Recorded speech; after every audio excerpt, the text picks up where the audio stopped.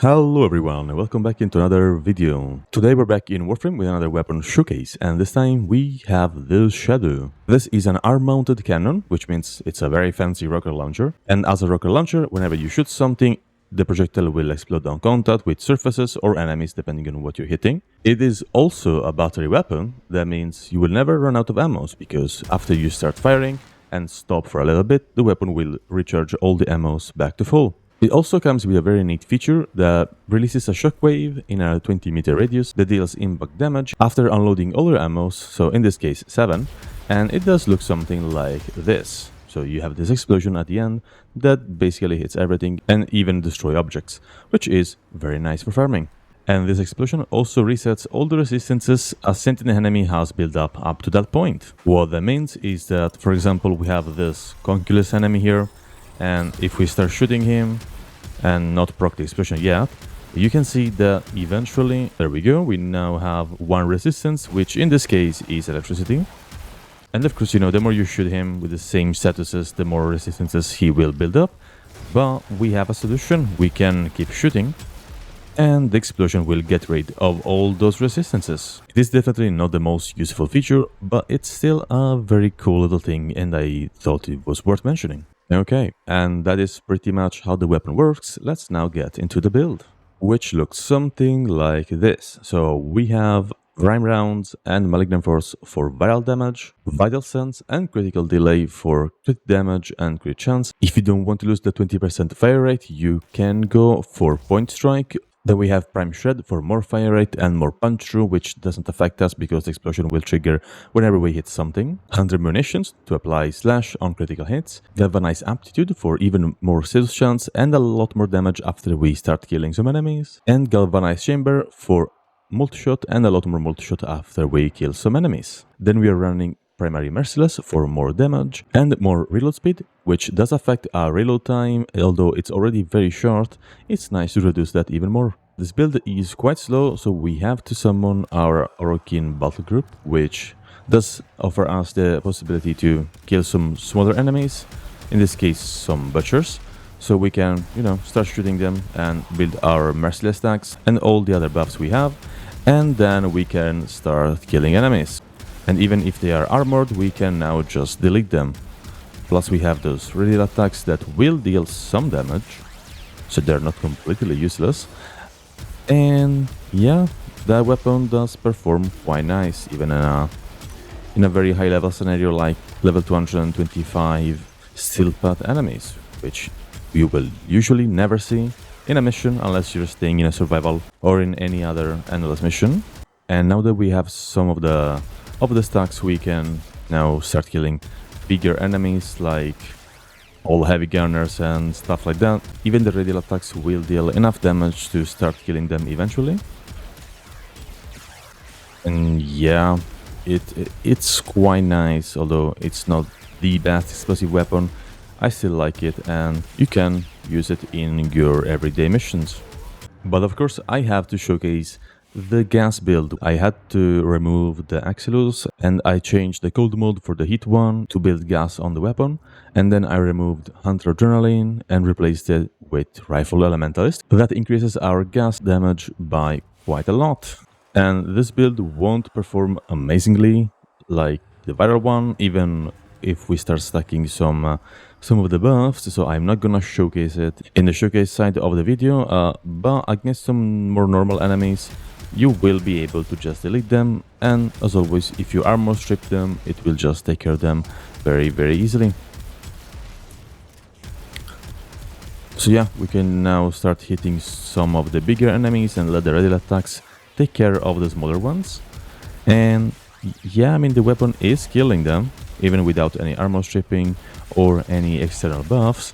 But yeah, it's not exactly going to be amazing with a build like this. For example, with Jade here, we can, as always, armor strip enemies, and that will make the build usable.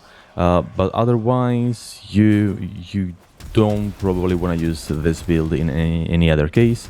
And yeah, even armor stripping a level 150 heavy gunner still isn't enough to just straight up one-shot them. You have to let the statuses do their magic.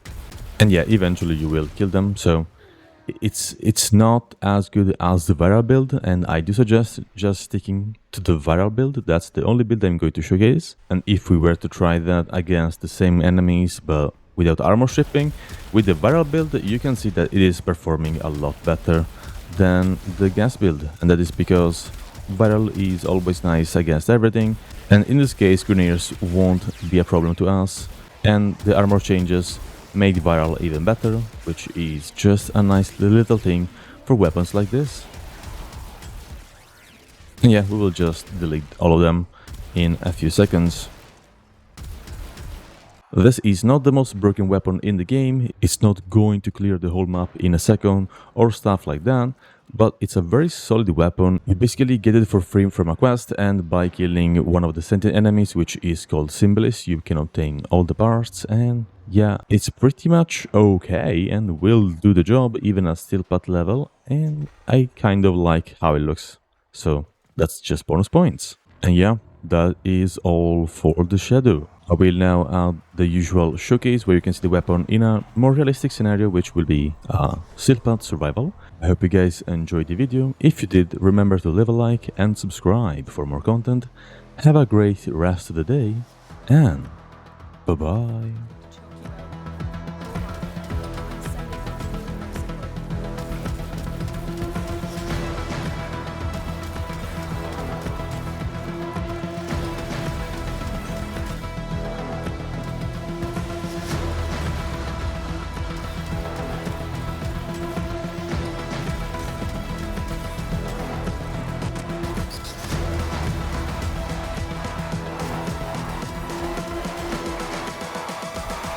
Humans, what have you learned?